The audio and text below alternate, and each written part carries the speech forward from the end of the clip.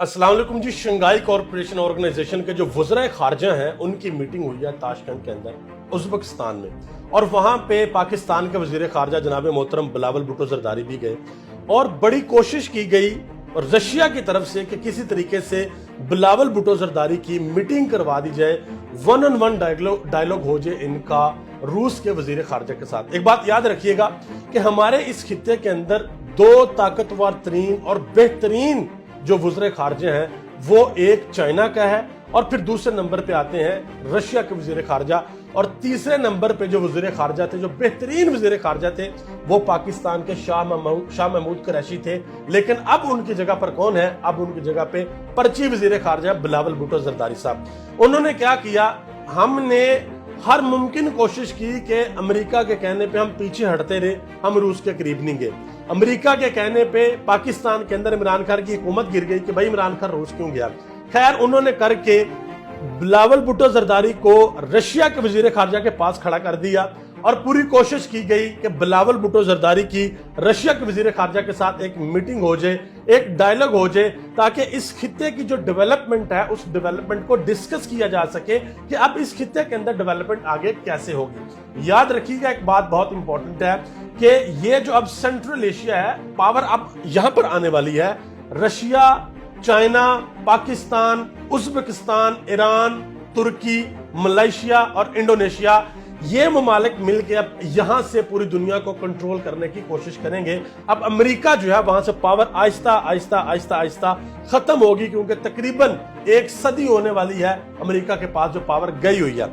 अब इन्होंने वहां पर क्या किया कि बिलावल भुट्टो ज़रदारी ने मुलाकात नहीं की, वहां पर गए हैं और वहां पर जाके बस वो जो रस्मी वहां पर जाके खड़े होते हैं, फोटो सेशन होता है, बैठते हैं, बात करके वापस आ गए हैं। जितने भी वज़ीर खारजा वहां पर मौजूद थे, उन सब में से सिर्फ एक वज़ीर खारजा था जिसको ये कहा जा सकता है कि उसकी किसी किस्म की कोई स्ट्रगल नहीं, उसने किसी किस्म का उसका कोई पोर्टफोलियो नहीं, उसने जिंदगी में किसी किस्म की कोई मेहनत नहीं की, बाहर के ममालिक के साथ उसका किसी किस्म का कोई रिलेशन नहीं, लेकिन फिर भी वो वहां पे खड़ा था, क्योंकि उसके वालिद मोहतरम आसिफ अली ज़रदारी, जिनको पाकिस्तान के अंदर ये कहा जाता है कि एक ज़रदारी सब पे भारी या एक ज़रदारी की सबसे यारी, ये उनके फर्जंदे मोहतरम है, ये उनके बेटे हैं। बस उनके बेटे होने की वजह से इनको पाकिस्तान का वज़ीर खारजा लगा दिया गया।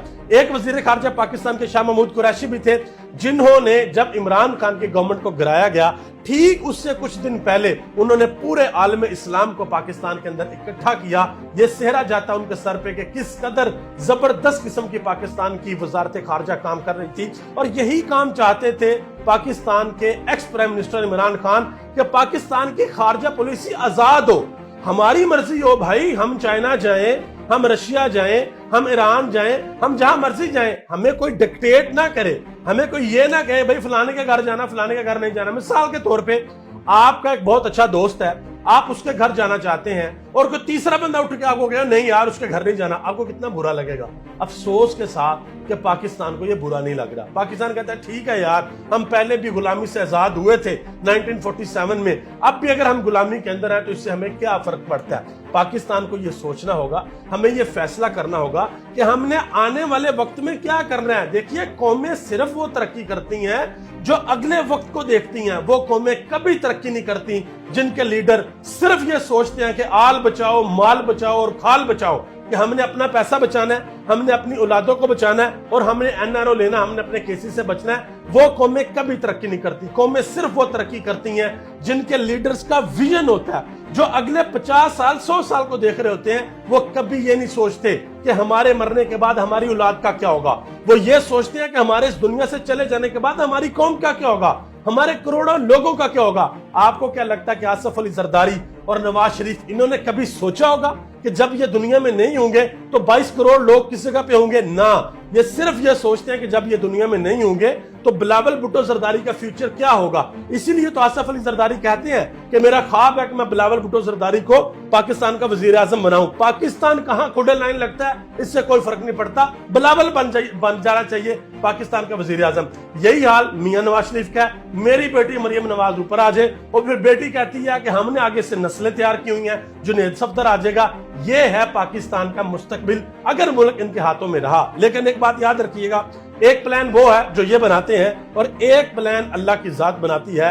प्लान वही कामयाब होना है जो अल्लाह की जात ने बनाया हुआ है। और प्लान की डिपेंडेंसी होती है कौम के ऊपर, क्योंकि आपके हुक्मरान उसी तरह के होंगे जिस तरह की कौम होगी। अगर ये कौम उठ खड़ी हुई, इस कौम ने इन हुक्मरानों को मुस्तरद कर दिया जो चोर, लुटेरे और उचक्के हुक्मरान है, तो फिर कभी भी आपका जो मुस्तकबिल है वो तारीक नहीं हो सकता।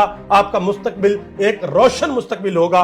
और अब हमें फैसला करना है कि हमने इस खित्ते के अंदर चाइना के साथ, रशिया के साथ, ईरान के साथ, उज़्बेकिस्तान के साथ, इंडोनेशिया के साथ, मलेशिया के साथ और तुर्की के साथ किस तरह के रिलेशंस जो अपने बनाने हैं और कैसे हमने पाकिस्तान को ऊपर लेकर आना है। आप सबका बहुत बहुत शुक्रिया। पाकिस्तान जिंदाबाद, ख्वाजा पाकिस्तान जिंदाबाद।